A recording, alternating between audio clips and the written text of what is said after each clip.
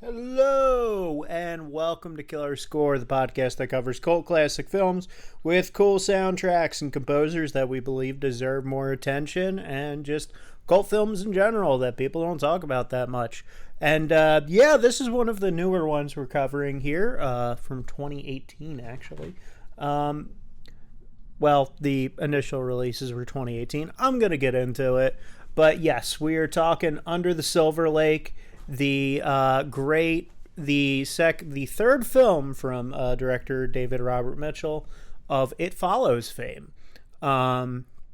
This was his third feature. His first one was The Myth of the American Sleepover, which a lot of people are fans of. Sorry, our cat's being a gremlin today. And messing with the tripod specifically, which is not great. Toy is on the tripod. Of course. Okay. Anyway, so yes, Under the Silver Lake. This one will be a very fun one to talk about. I, of course, am your host, Dalton Morrison. We're going to be talking about this one. I'm the introducer for it, and I'm going to... I like that. Yeah. The introducer. Yes. And neither of these two have seen it, I believe. Neither of us, huh? Neither of these schmucks have seen it. So, do you guys know anything about this movie, really? Absolutely not, except for you talking about how the studio screwed it over. Yep. I know nothing as well. All I know is that it's trippy, and it involves Andrew Garfield, and I like both of these descriptors. Okay. I mean, it's Andrew Garfield, the man... I don't think he's turned in a bad performance, as far as I've seen him. Yeah, that's fair. Like, even the mediocre Spider-Man movies. No. Hey. Jesus Christ. Why are you doing this? Why? Every time we record, why? Hold on. So, here's what I'm gonna do. Don't throw a toy because then he's going to jump on the computer again. Guys, if we cut out abruptly, you know why. Yeah. Hold this. Holding this. Holding this. I'm just gonna wait to say it, to say any more stuff until We're good. Okay, here we go. There you go. I'm sorry, I didn't mean to drop him. It's fine. He got nippy. I'm just gonna...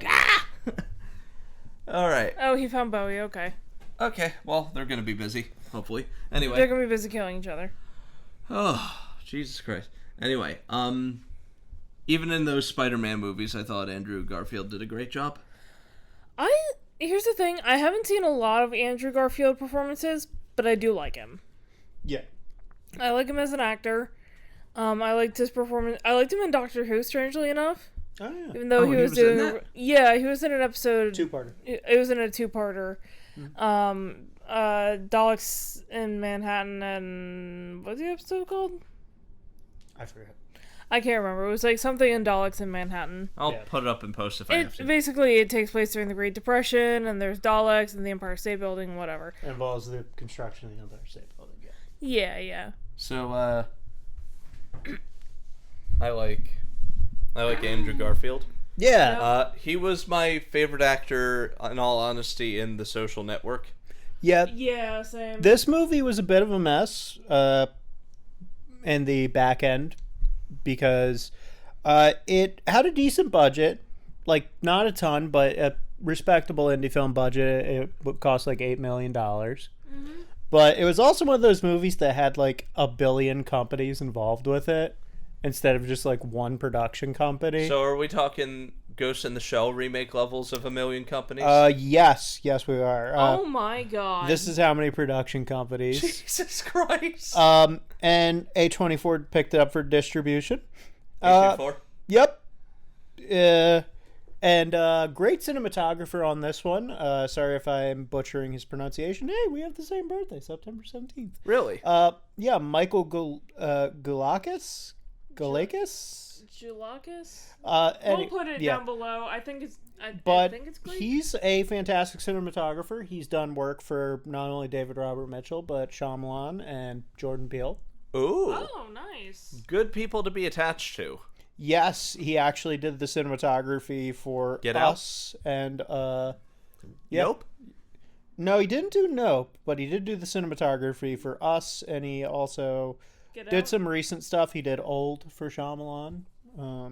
That movie is Cinematography for Split, and of course he did the cinematography for It Follows, which is Ooh. masterful which cinematography. It follows. Any of you film students out there who want to study cinematography, It Follows is mandatory viewing. So this was one of those movies that automatically encountered production problems.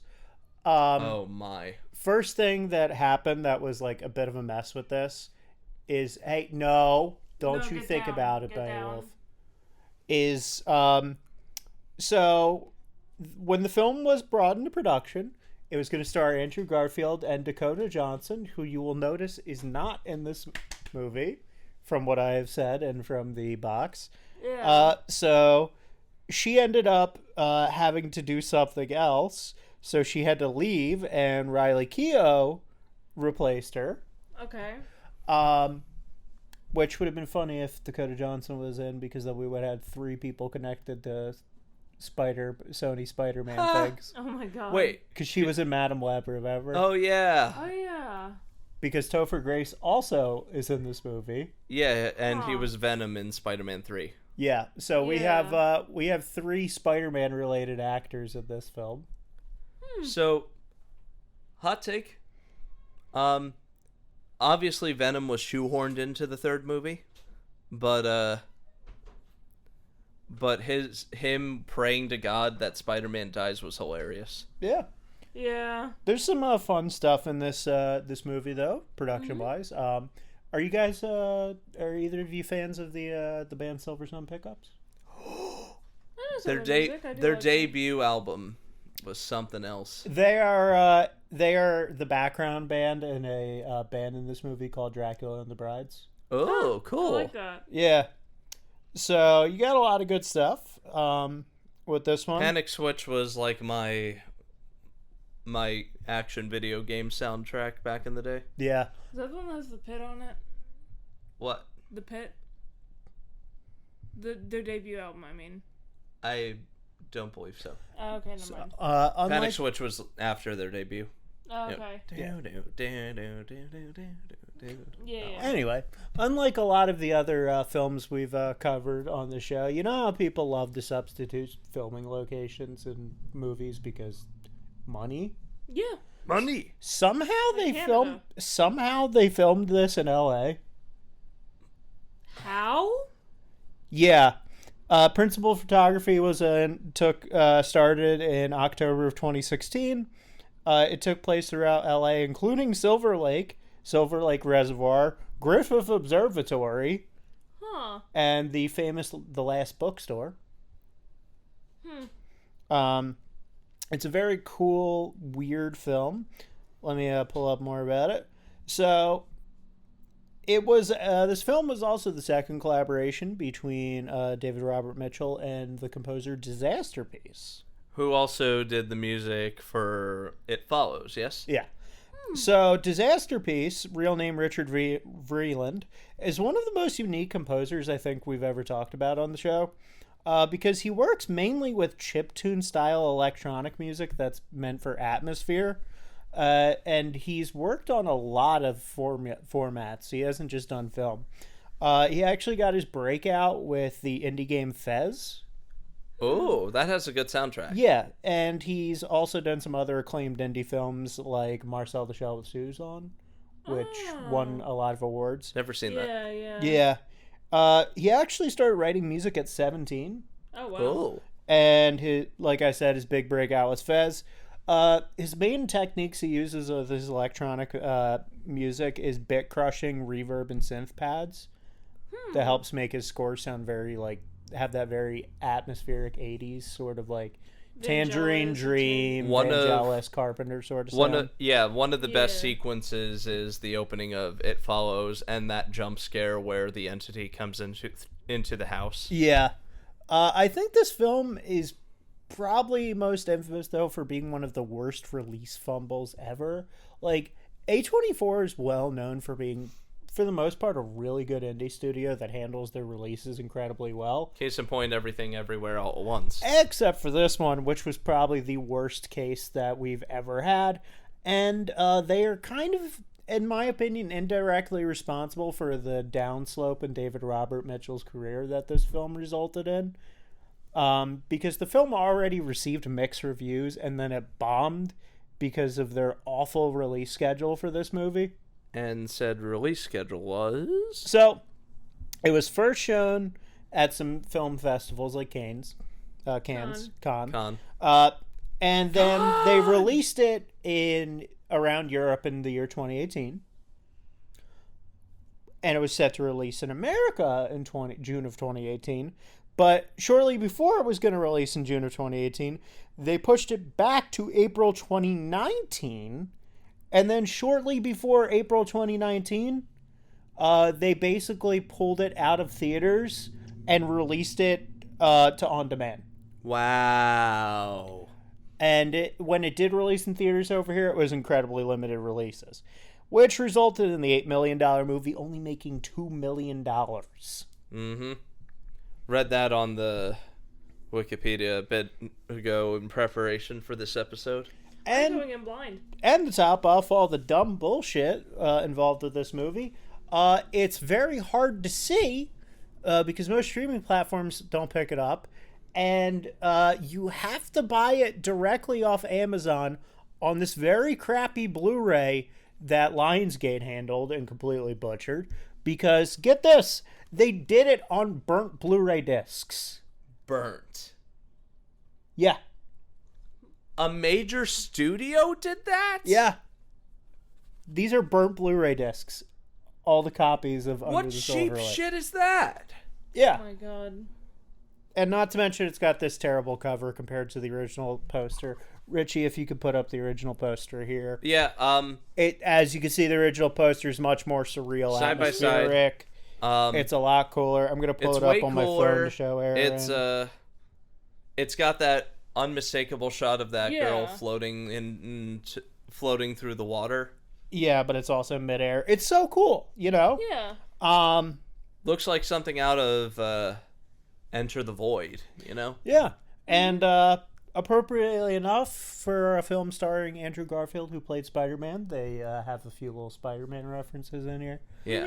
Andrew Garfield actually bonds the comic store owner over The Art of John Romita together. Oh, nice. Yeah, and they talk about, like, his artwork. Earlier in the show, I had brought Nightcrawler to the table, a movie with a similarly troubled and or unhinged protagonist. I thought Dalton brought Nightcrawler. Huh? I thought Dalton brought Nightcrawler. No, he didn't. No, I did. Oh, you did. Okay. That was me. Sorry. I know my own movies. So, yeah, this movie flopped, but eventually did get a cult following. It's easily one of the most divisive movies we've covered because critics either seem to love this movie or hate it. Yeah. It's also kind of a bit of a mixed media movie because there's animated sequences, strange set pieces. Really? And so much of it is about internalizing pop culture and like conspiracy culture as well. And to actually achieve that frantic stuff and to like make people like sort of get in that mindset, they even hired a professional cryptography consultant, Kevin Knight, who actually hid shit inside the film that you can like decipher and find. Really? By That's looking in the fun. backgrounds and stuff. I love that. Yeah. Yeah. So stuff like that, the cast, the music, and just the bizarreness of this movie have led to it getting a severe cult following over the years. And it's just like, it's a heady movie. Like, it's essentially serves as like a deconstruction of like American life, obsession over things defining you. Like, oh, that shows me, you know, like I'm that. That's my personality. I saw. Disney adults. So when I bring up that much better poster, something I want to point out about that poster for Under the Silver Lake is the font and the sign they use. Like the logo for the movie very much looks like It looks like an Americana sort of font, like you'd see on diners. Yeah. And that whole deconstruction thing is something I sensed in the trailer, because they play a lot of old pop standards, like the criminally underrated Never My Love by The Association. Yeah. Oh, yeah. So, yeah, it's a heady movie about a lot of stuff: materialism, the American detective story, true crime, conspiracy theories. Yeah. We're gonna have fun with this one. Yeah, as part of like neo noir and It is July. the noir standards, in Sunshine Noir, the main character's even named Sam. You know, Sam Spade. Like Sam Spade. Yeah, the famous detective character. I didn't do as much trivia for this one because there's just so much going on with this movie that like I feel like we're just gonna have to watch it and talk about it, because it's one of those movies where like there's not a lot of production stuff. It sadly really basically almost killed the career of David Robert Mitchell. Yeah. Does he have a movie next year, you said? Yeah, next year. That's how long it's been in between movies because of Silver Lake. Got mixed reviews. I mean, the cast seemed to like it, though. Andrew Garfield even said that, like, you know, he thought it was a really cool movie and, like, you know, he wished more people had, like, seen it and stuff. Yeah. I had been fascinated with this movie ever since you brought it up during our Nightcrawler episode. Yeah. Because I'm really into dark, heady noir pieces like this. The trailer kind of gave me Taxi Driver vibes. Yeah, it's an interesting one. It's one that you just kind of have to see to really get into it. But, yeah, so we should probably just get into it soon, really get into this. Who's reading the synopsis here? The back of the box synopsis really doesn't say much. Erin, but here. Sure, I'll read it. Yeah, go ahead. Okay. From the dazzling imagination that brought you It Follows, Under the Silver Lake stars Andrew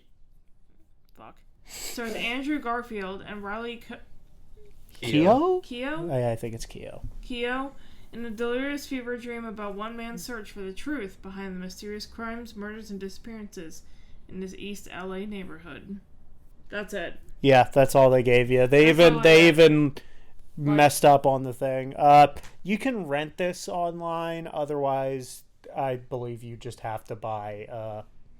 You just have to buy the Blu-ray or a DVD. There's also, I think the streaming service it's available for is like Showtime or Stars, but you have to have a premium subscription. Yeah, to get that. So I hate that you basically need a spreadsheet for streaming stuff anymore. God damn it! Is it still recording? Miraculously. Huh? You guys really need to stop doing that. Anyway, let's get into this before more disaster happens as we go under the Silver Lake.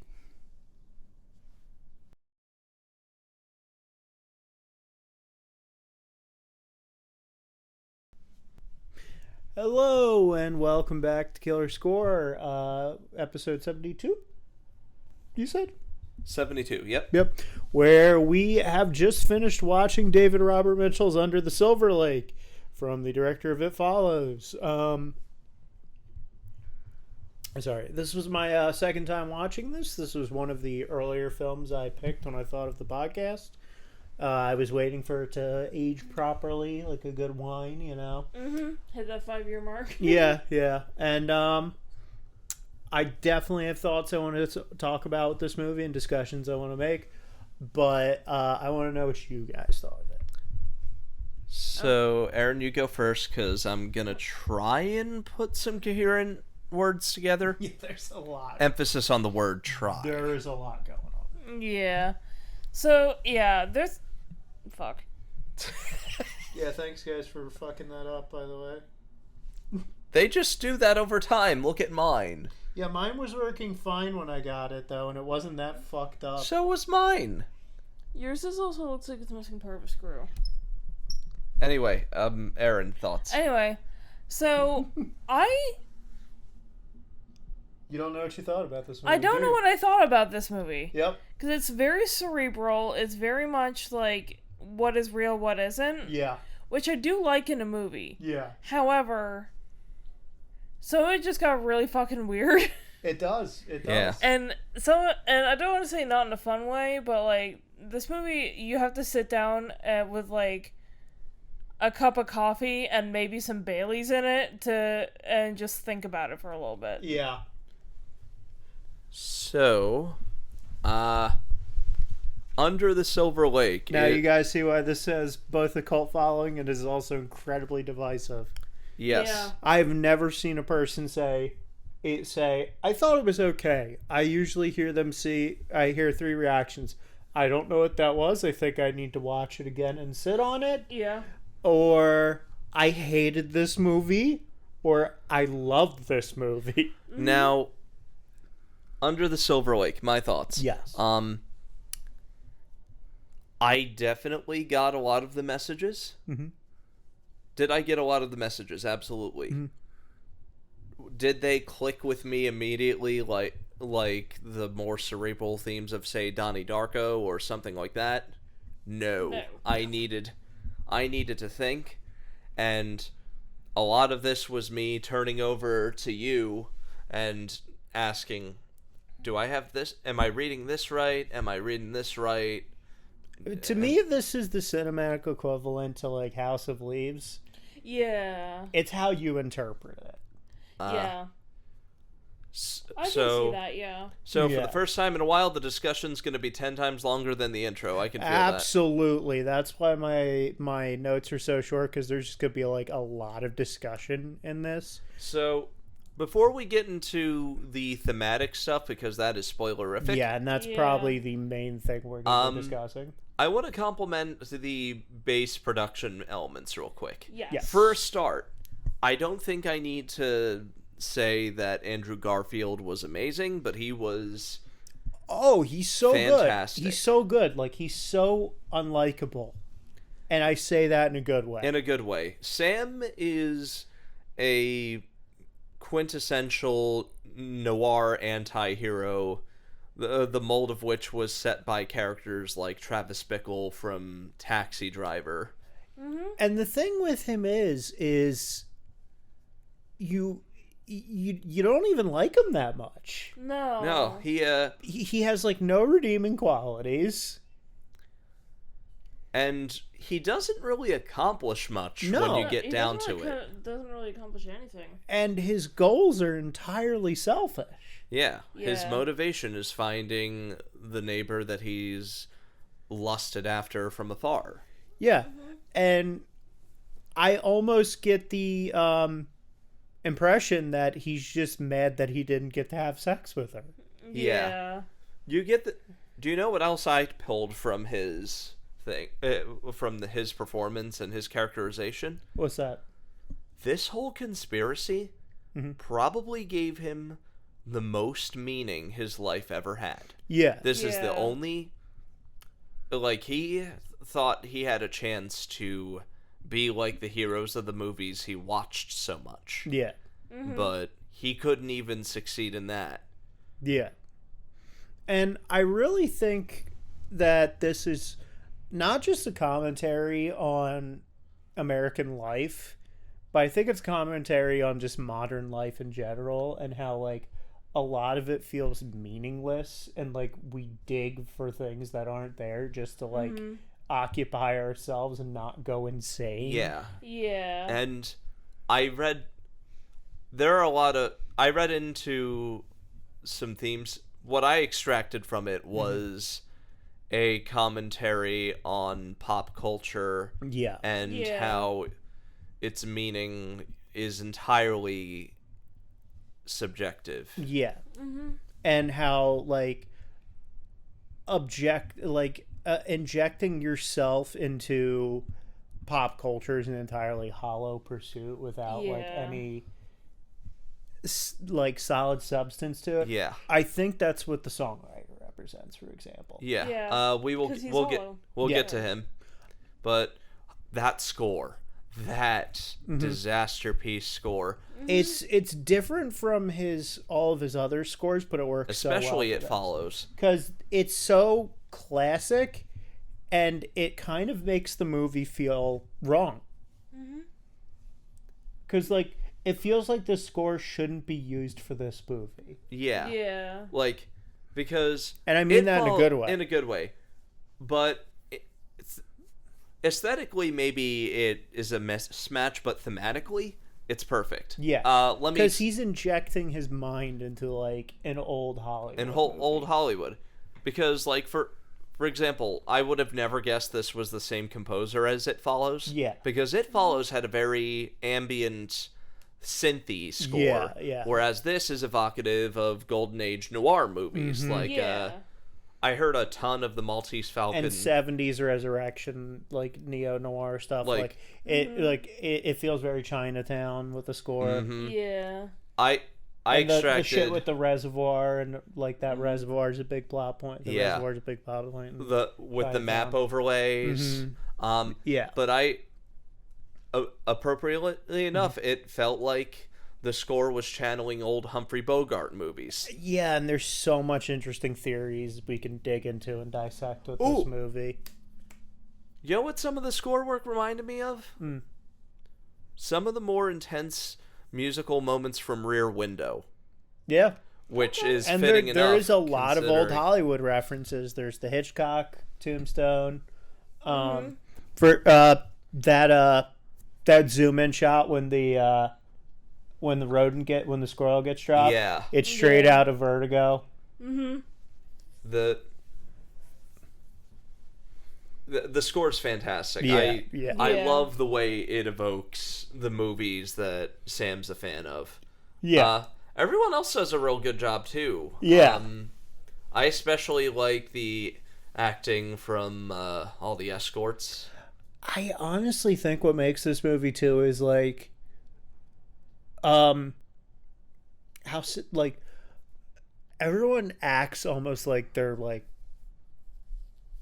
a lot of the characters act almost like they're slightly like sedated almost. Yeah. Yeah. Or numb. Yeah. Mm-hmm. Like, and it just adds to the weird surreal feel this movie has. Yeah. Sorry, I'm tired. It's okay. It adds to the surreal feeling of the movie. I can see how it can be off-putting for some people. Yeah. But my God, the cinematography. It's really good. Oh, yes, Erin. Great use of... there are a bunch of oneers. Yeah. There are a bunch of good wide-angle shots. There's also some good tracking shots. Yeah. The animation on the Under the Silver Lake zine stuff that they do, that's really cool. Yeah, the title is a reference to a surreal magazine that Sam is a fan of. Yeah. And when he describes plot threads from that magazine, they're animated in black and white surreal stuff that feels like it was ripped right out of a Ralph Bakshi movie. Yeah. Like, I gotta know, like, do you guys have any, like, particular thoughts or theories over this? Because I've been Gavin, but I haven't been giving Erin attention on it. I feel like I want to... Yeah, go ahead, Erin. So... I guess I'll put spoilers up here. Yeah, just do spoilers at 28:30. Yeah, I'll be honest. If this movie is a movie that is going to be spoiler heavy. Yeah, and you're just gonna want to probably watch it yourself. I will say, if you're not in for a movie where you're gonna be like questioning everything, this might not be. This for you. will not this be will for not you. be for you. You will hate this movie. If you're looking for a movie with a solid, concrete answer, don't watch this movie. Yeah, but I have my thoughts on it, but obviously Erin has the floor as far as the themes go first, so pop off. So, I do like what this movie's trying to say about, like, the hollowness of pop culture and media, and just how empty, especially, American culture is today, and just pop culture in general. I feel like this movie had come out a few years later, there'd be a lot more stuff of talking about, like, TikTok and whatever. Yeah, and like, more about social media and that kind of thing. Part of me feels like this movie's also a critique of the rise of true crime. Absolutely, mm-hmm. Yeah. I read from... And this was pre-COVID. Yeah. Yes. Like, this feels like people watch stuff like... this feels like David Robert Mitchell, like, saw stuff like Serial, for example. Yeah. Or some of the other big, like, true crime podcasts. And was like... Yeah. What are we doing here? Like, these are just, like, people you don't know or barely know. And you're trying to, like, dig into everything and Every single intrude into detail. everything. And, like... It's hollow. It's meaningless. This doesn't involve you. Stay away. Yeah. There is something I picked up from the songwriter in particular. Yeah. Mm-hmm. But before... That's going to be a long reading. That's going to be a long tangent. That's going to be there. a long tangent. So, Erin, did you have anything else? I'm trying to think. Sorry, I have a little bit of a headache. There's just so much going on. There's a lot going on in this movie, but I do Let me like get you what's some trying to water. say. Yeah, please give me some water. Yeah, Because I've been drinking caffeine since like 3 o'clock. that's true. I'll get these coffee cups. Oh, thank you.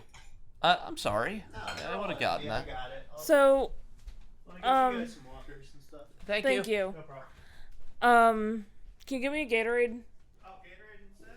Yeah, yeah. And a water for Richie. Thank you. Mm-hmm. Sorry, I thought I had the burp. We all take care of each other here. Yeah.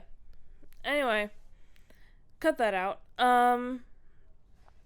So I feel like one of the things that is definitely going to spoilerific territory is I kind of saw the Doomsday Cult thing a bit earlier in the film once I saw the bunker. Yeah. Because once I saw the bunker, I'm like, either this is going to be like rich people hiding out for the end of the world, or it's going to be a Doomsday Cult. You called that. Yeah. Like, before... And the answer is both. Yeah. And It's rich people Doomsday Cult, which felt a bit, I don't know what the word I'm looking for is. My brain's kind of foggy. Coded?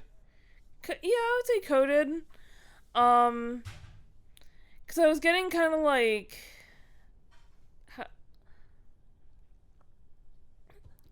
I was getting kind of... I don't know what kind of vibes I was trying to get, but... Hi. Hey, little guy. I'm sorry, Richie, you can go ahead. My brain is not working today. A cult of weirdos from LA who have weird, borderline sci-fi beliefs. Nope, don't think there's any parallels there. Yeah, thank you. I didn't want to say it out loud, but... I mean, we didn't say it specifically. Yeah. We did not say that specifically. But I read... The theme I extracted was the toxic relationship between artistic intent and commerce. Ooh, yeah, that's a big Because one. Thank you. Because the songwriter is basically the songwriter is an anthropomorphic personification of the hostile relationship between art and commerce. And it is... Yeah. And the problem with monetizing your art, something I don't know about personally. And the fact that the message can be lost in monetizing your art. Yeah. Half the songs that the songwriter claims to have contributed are countercultural icons, like Smells Like Teen Spirit. Yeah. And I Love Rock and Roll. Yeah. Mm-hmm. And even La Bamba, which is like a Chicano rock classic. Yeah. Yeah. And basically what I read from his existence... And when it gets really eerie is when he starts to, like, do songs that are, like, very old. We're talking centuries Like, old. Joy. Yeah, or he puts out... Or, you notice he does the... He pounds out some of Beethoven's Fifth. Yep. Ninth. Ninth. Sorry. Look at you. Hey, I had to play that in the 4th grade, so... Yeah. And, of course, he pounds out Earth Angel, which is, like, very old as Very well. old. Which is why I think that he, at least, was not real. Yeah. Yeah, I 100% agree. That character was not real. He was supposed to be a hollow personification of the monetization of art. Yeah, and not only that, See, but, now like... my brain is working.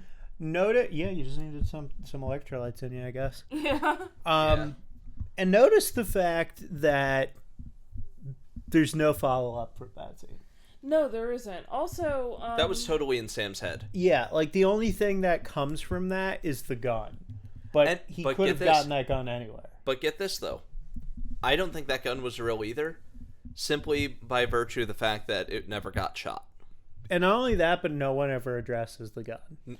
Yeah. Also, another thing I was going to mention is that when Sam picks up Kurt Cobain's Fender Mustang, Kurt Cobain was left-handed. Yeah. He played left-handed. Oh. The strings are in the wrong order for a left-handed guitar. Interesting. Look at you. Yeah, because I noticed that. I'm like, Kurt Cobain played left-handed. Not only that, but like the blood vanishes after that scene. Yeah. Completely. There's no blood after that scene. Nothing on And blood Sam. does not come out that easily. No, it does not. No. But I was about to say something, but I don't want to gross out our male viewers. Never mind. And it's a fascinating film. I honestly think, I just think maybe if it had gotten a wider release, we could have like gotten something bigger out of this. But at the same time, I can see it. Like I honestly don't get why A24 didn't push this. I mean, Yeah, because you think about the other movies that A24 has put out. Like, I understand that a lot of their artistic movies are more commercial, but this is also the same company that released A Ghost Story. It's also the same company that released Beau is Afraid. Yeah. Everything Everywhere All at Once. Yeah. And, like, A Ghost Story is one of the least commercial appeal, most artsy films I've seen. Mm-hmm. Yeah. It's literally a couple just living their lives while, like, a bedsheet ghost follows them around. Huh. I'm sorry, that sounds hilarious. And, like, it's never, the ghost is never addressed. Mm-hmm. It's never brought up.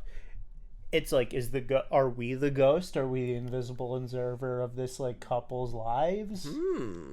Like, So it's like an avatar for our view on maybe. this. It could be voyeurism. Yeah, voyeurism. It could be like the couple has like a dead relative that's watching them. Like, they're what is the title of Ghost Story mean? Like, the A24 puts out artsy films, so I don't get why this one was the one they buried. Like, granted, A Ghost Story got rave reviews. This is one of the most mixed reception films I've ever seen. As I said, when I look at this movie online, everything is either digging into it endlessly, trying to dig out the meaning of it, or people hating it, or people loving it. And I honestly think this was the intent of the movie. I honestly think this was the intent of the movie, was to make a movie that people just have incredibly mixed opinions over and are trying to dig too much meaning out of. Wait. I think we're meant to be Sam in a way. There's something. That's an interesting take. There's something almost life imitates art about how this movie's release went too.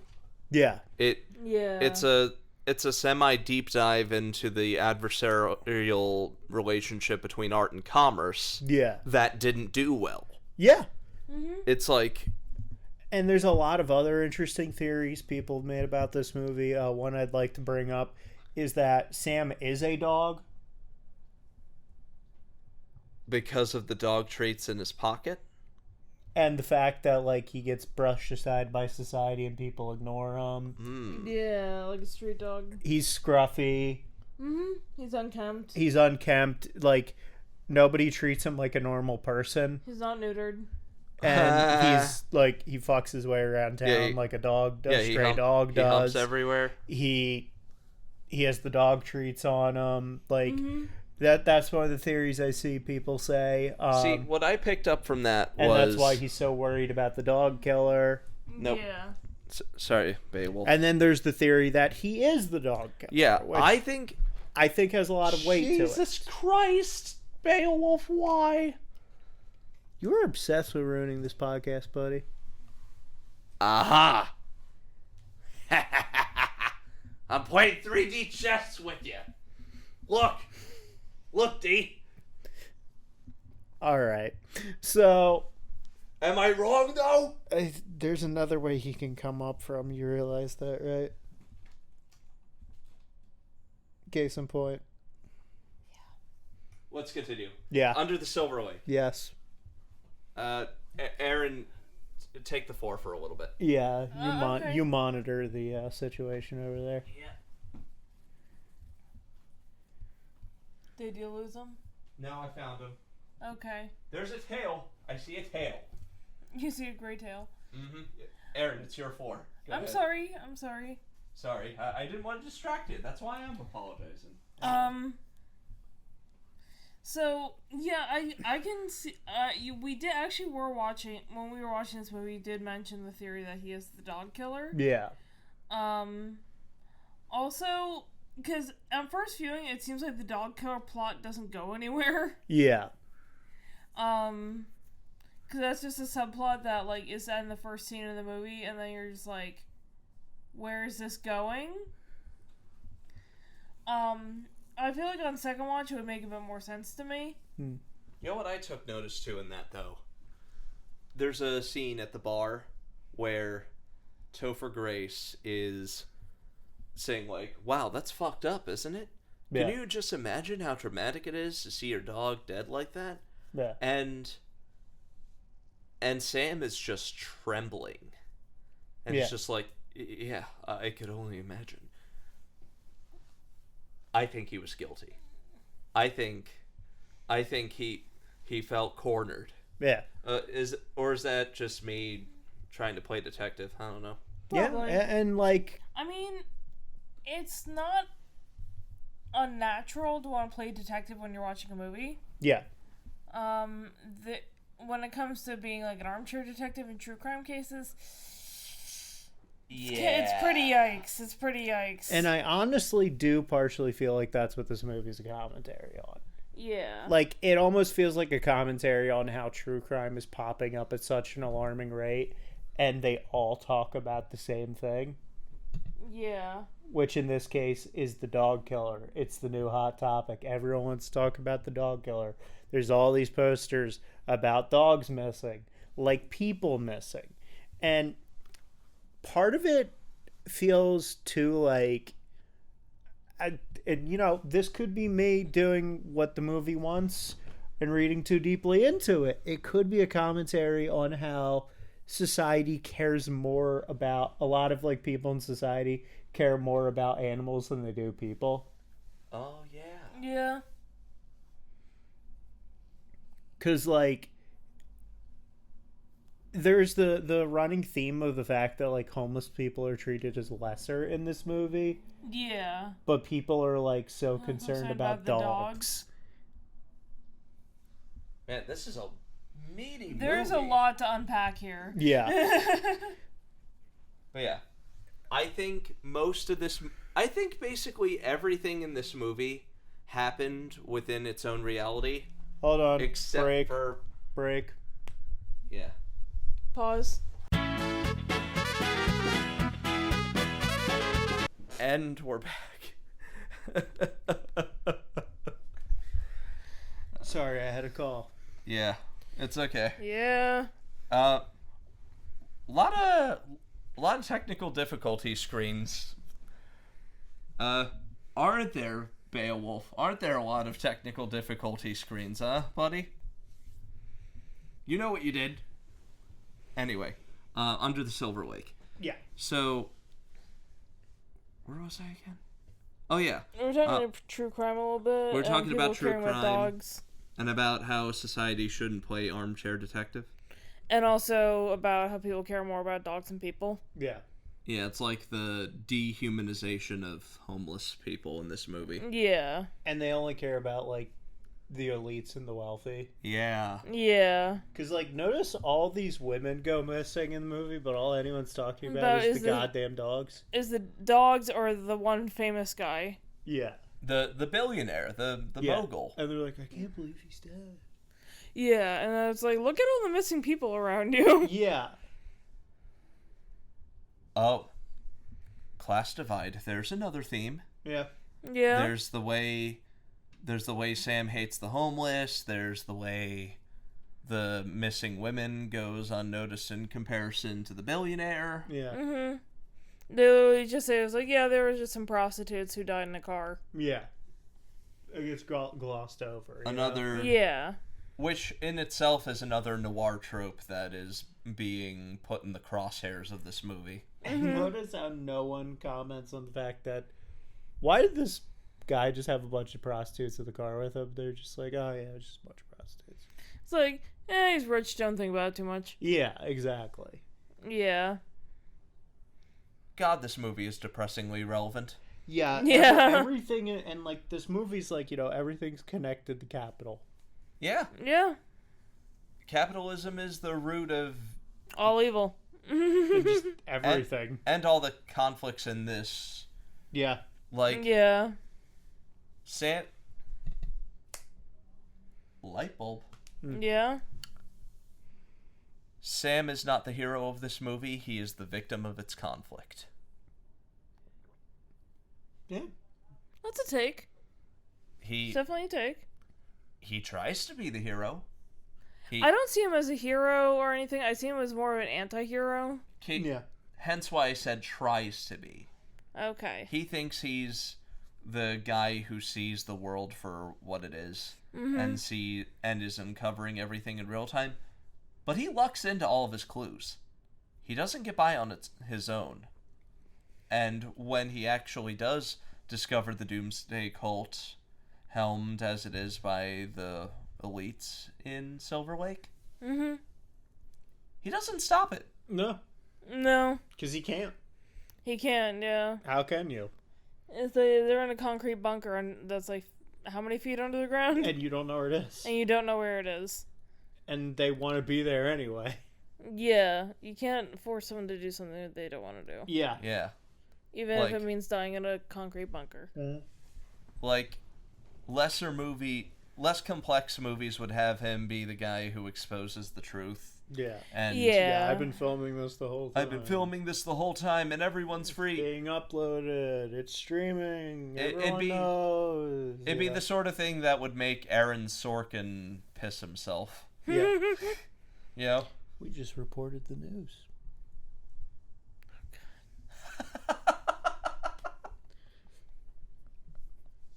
That is one of the most unintentionally funny scenes in fucking TV history. When they're causing a fucking scene in the newsroom on a plane, and then they get the report that Bin Laden died, and then they're just like, Osama Bin Laden is dead on the plane, and people are just shocked, and they're like cheering too, and then they're like, we just reported the news. I'm sorry, I'm just also entertained by Wibble cleaning his fat stomach. He is a chonker. Yeah. He's a chonker. He is desperately trying to clean himself. I like how we have 2 fat cats and 2 skinny cats. We do. Yeah. I'm surprised Beowulf isn't fat. The duality of cats? Yeah. Duality of cats. Beowulf's too active to be fat. That's true. He's like Bowie. Beowulf, his blood sugar's in the negatives, probably. Yeah, the B-boys. Heh, B-boys. Yeah, the B-boys. But yeah, the whole... Like I said, everything but the songwriter definitely happened. I'm very sure that the songwriter was the product of... I don't even know if everything happened, because there's some stuff where it's just did that really happen? Like the girls barking in the bathroom, that did not feel real. Well, that was a nightmare. Yeah. That was established that was a nightmare, because he woke up from it. He didn't wake up from the bathroom. From the bathroom. party bathroom. That was real. Oh. Or, like, other things are just like, I don't know, you know? Like, is there really a homeless king that appears when you rub the head of James Dean and sit under a statue of Isaac Newton? That's true. Honestly, I do like movies that leave you asking questions, but in a good way. Yeah. Another question, what the fuck did I just watch? Yeah, but I will say, for some people, this could be that. Yeah, yeah. Yeah. That's why I totally get why this movie doesn't work for so many people. Something I've realized is that I can always tell what I'm gonna think about something by how people react to it. Yeah. Because I'm picturing myself watching this movie with my mom and my stepdad. Yeah. And my stepdad's a smart guy. Yeah. You know, he's a pretty intelligent dude. We trade books kind of like how we do our book club. Yeah. But something this surreal and cerebral, he would probably be like, "It didn't make any sense." Yeah. You know what I mean? It's like when I tried to give my dad House of Leaves. Whereas... Yeah, please be careful near the camera, guys. Yeah. So I don't have the money to replace that. Yeah, please be... We'll have to substitute it with my camera if that happens. Yeah. Ooh. Actually, no, your camera's fine. Yeah, my camera's Your still camera's working. it's actually similar good. It's a similar model of this one. It might be slightly worse than yours. Battery-wise, yeah. Possibly. Yeah. This camera's also like 3 or 4 years older than yours. Yeah, okay, yeah. So good, though. Yeah. But yeah, this... Like, and whereas my mom would probably be like, I get what it's going for, but it was fucking weird. Yeah. Yeah. And I personally like it for how weird it is. Yeah. But yeah. the fact that I, even after my first impressions, normally I'm pretty good at coming up with how I feel about a movie, but this was a stumper. Yeah. It was like... But then again, to tie it in... And that's kind of why I brought this forward, because I knew this would be a film that, like, we would be all over the place on. Yeah, because like, even on my second viewing, I'm still all over the place on this. I like this movie, and that's because it's... What the fuck? You know? Yeah. This kind of reminds me of, to call back to an earlier episode, our Ghost Dog episode, where we all extracted something different out of it. Yeah. And I love those. And I think this is a movie that David Robert Mitchell really wanted people to just think about and not have, like, a concrete impression. I think this is a movie you're not supposed to decode. Okay. I can see that. So it's like an anti-analysis movie? In a way, I think it's a movie you're meant to pull analyses from, but that there's not a set answer. Yes. Yeah. It's kind of like this. I think it was because that's our baby. Yeah, I think it was Bob Dylan who said once that his songs are up to the interpretation of the listener. Yeah. When it comes to their meanings and that kind of thing, because people always try to look for like deep meanings and like Subterranean Homesick Blues or Desolation Row or whatever. Yeah. And people are like, "What the hell is this about?" And he's just like, "Whatever." Yeah, and he's like, "Whatever you want it to be." Yeah.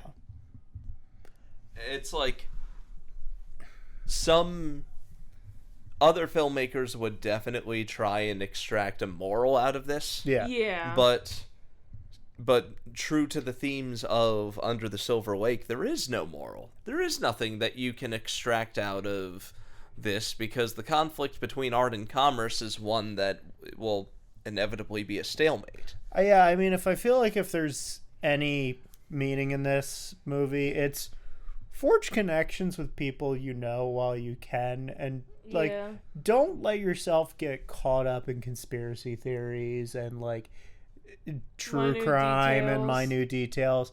It's just gonna lead you down a bad road. Yeah, because I think about the people that I knew in like high school who were like deep into conspiracy theories because they thought it was fun. Yeah. And now half of them are like QAnon bullshitters. Yeah, not only that, but like you can see this movie showing what true crime does to people's brains. Yeah. Broader still, I just thought of something. Like look at the comic writer. Yeah. He literally lives his life in paranoid fear. Mm-hmm. He's got a fucking private security network of cameras. Yeah. In his house. I think there's something, I think it's called Bad World Syndrome. Mm-hmm. Where when people consume too much crime or like what they consider violent media, whatever the hell you want to call that, Yeah. And people started thinking that, oh my god, the world is like this. I have to protect myself. I have to be paranoid. Yeah. So, broader still, one could read into this the relationship between an audience and fiction in general. Yeah. Mm-hmm. Sam actually reminds me a lot of Travis Touchdown from No More Heroes. Okay. Interesting take. In that he is a self-assured loser who comes out of the end of a story having gained nothing. And I'm talking about the first game. Yeah, here. yeah. And as I had said in DMs with you before, there's a lot of Tatsuhiro Sato from the anime Welcome to the NHK in Sam. Mm-hmm. Because he, too, loves conspiracy theories. They're away from the camera. Thank They're God. fine. They're in the next room. So, like, Sato, much like Sam, blames everything wrong with society on grand conspiracies, and pursuing those conspiracies make things worse for both characters. Yeah. So, yeah. And I guess one message you could take away from the other end is escapist fiction is cool, but it's still just fiction, and you've got a real world to deal with out there. Yeah. Yeah. But also you can't get wrapped up in like the dark side of the real world out there, because as we just said, because then you end up down a true crime rabbit hole. Yeah, and like it's It'll make like, you sick. oh, why is this happening? Why is that happening? I don't know, man. It's probably because of some rich asshole. Yeah, it's probably because of some rich asshole or people not communicating. Yeah, and like I feel like this part of the message of this is like, you can't let yourself get wrapped up in stuff, because most problems and issues and stuff in society just gets tied back to some rich asshole, and there's nothing you can do about some rich asshole. Yeah, plus, like, I used to listen to My Favorite Murder back when I was on a true crime kick for a little bit, and I do, and the thing is, one thing I've realized is that a lot of these true crime cases just come down to people not actually talking to each other. Yeah. It's like, you know, if like this person had talked to this person, maybe that person wouldn't have gotten killed if they just had a good communication instead of like murdering each other or whatever. Yeah. Always keep your lines open, kids. Yeah, this, if anything, I think this is just a movie about how, like, you can't let obsessions consume you. No, you cannot. No, you cannot. I'd say that's a broader moral you could take from this. Yeah, if this movie, and it almost feels like David Robert Mitchell, funny enough, it almost feels like he's telling us not to read too much into this movie. Much like how Sam is just reading too much into things, and it ruins his life. I'll say it again. There's something almost Suda 51ish about it. Because what is the finals like? What do we see in the final scenes? We see the dog killer sign being faded away because it's starting to fade out of people's minds, and people are not talking about it as much anymore. Yeah. We finally get some, like, the bird. Oh, geez. People obsessed over the bird. They were like, what, like, characters are like, what's that bird saying? What's the bird saying? And they asked the owner, and she's like, I don't know. It's just something he said since I got him. And she's like, I've been trying to figure that out, and I gave up. I kept interpreting Hollywood out of it. Yeah. He's trying to chew on the board. No. Oh no, baby. I'll handle that. Yeah. Just keep talking. This podcast's a fucking mess. That's our slogan for 2025. Killer score. It's a fucking mess. Oh, take this one. Take the White Claw. Take the White Claw. Don't worry, it's a toy. It's a cat toy. It's just in the shape it's of a White Claw can. can. It's a stuffy White Claw can. I don't know why it's the cat's favorite toy, but it is. Yeah. And he keeps bringing it back to the laptop. Okay, you're just playing fetch with the cat at this point. Yeah, I think he's just like, hey, when I bring it here, you give me attention and you throw the toy for me. Fine, be our co-host. No, or not. He wants to play. Okay.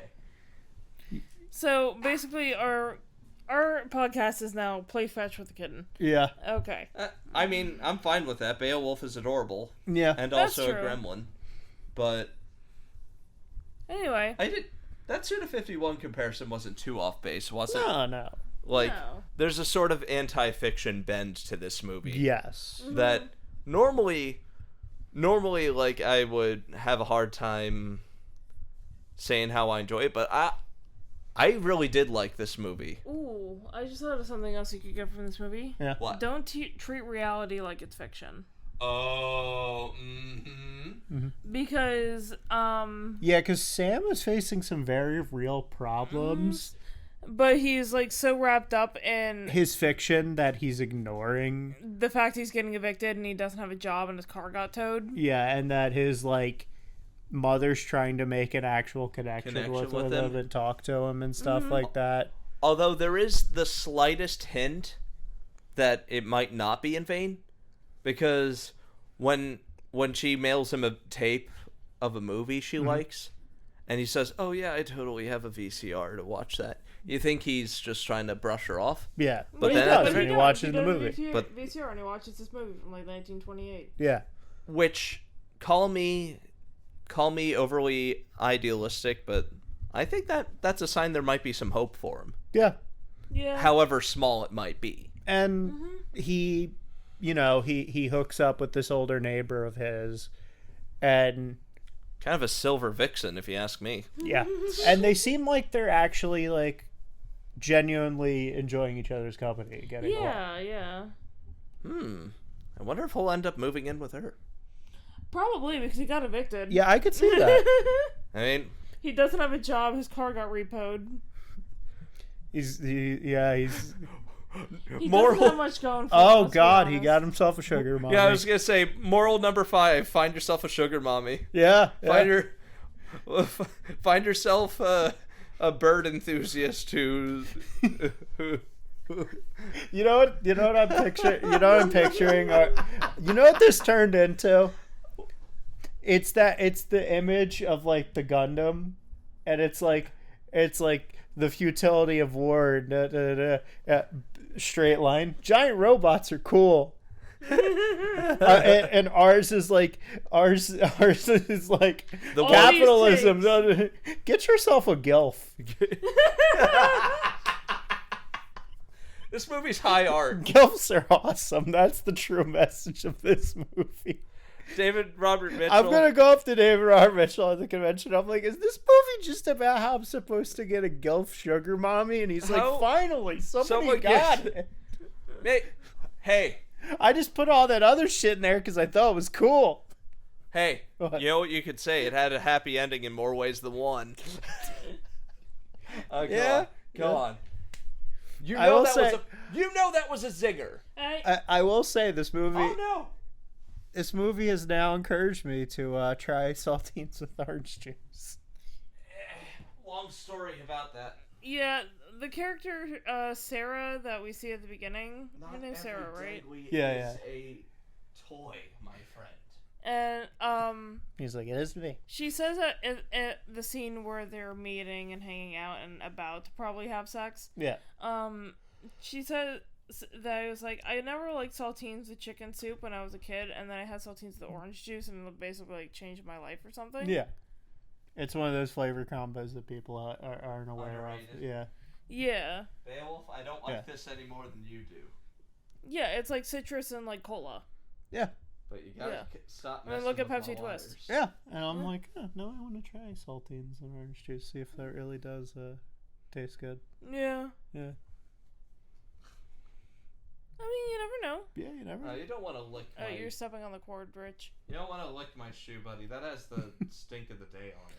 So, yeah, that was, That was Under the Silver Lake. yeah, I mean, Yeah. No! he just narrowly avoided ruining things again, I think. Yeah. My god, this cat is like the fucking Flash. Yeah, he's like the bane of this podcast. It's fine. We got a good discussion out of this, wouldn't you agree? Yeah. So you know what we do next time? What? We move a couch into the basement. Oh Do no! not eat the cords. Do not bite the cords.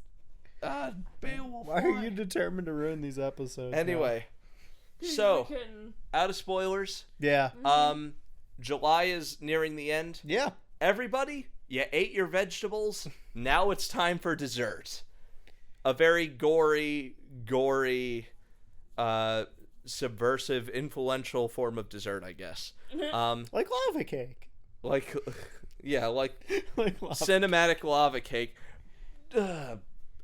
So,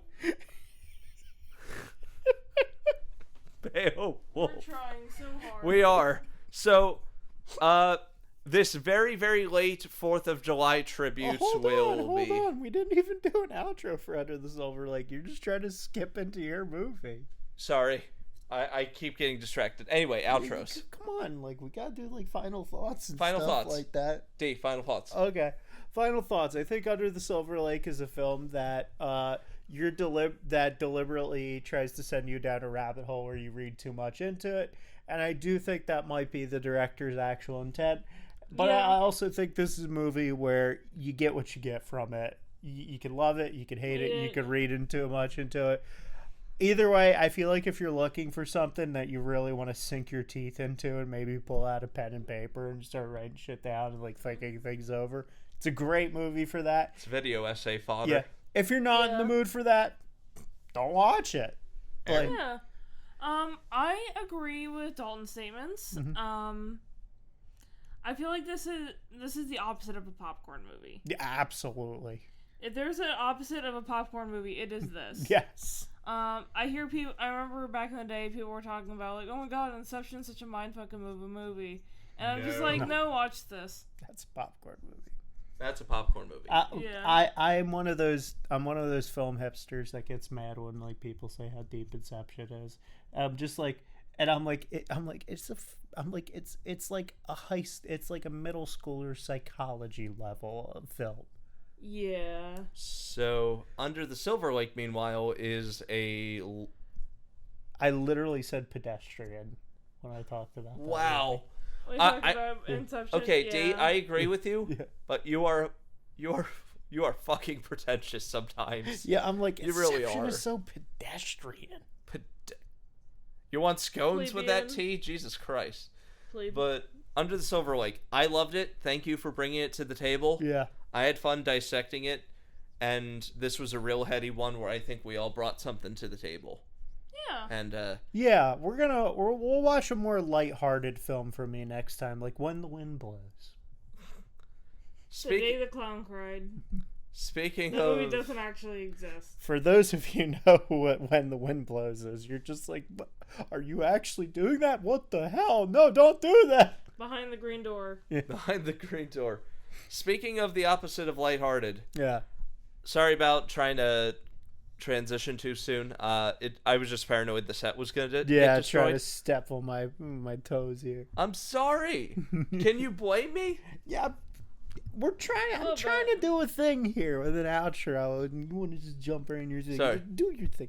Sorry. Anyway, That was Under the Silver Lake. that was Under the Silver Lake.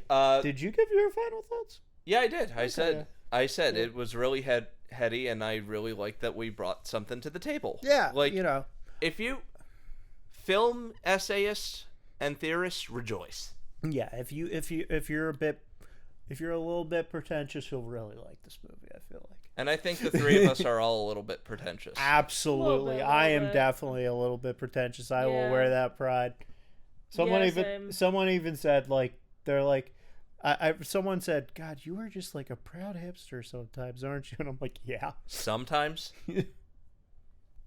Sorry, but hey, I've known you for long enough to say that the answer to that is a definitive yes.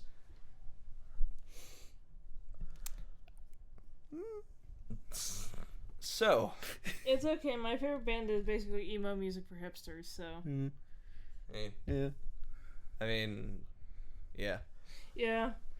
I mean, feel one of my favorite bands is basically emo music for mentally Theater ill geeks. theater geeks. I would say Theater Geeks, yeah. Yeah, say anything. one of my Yeah.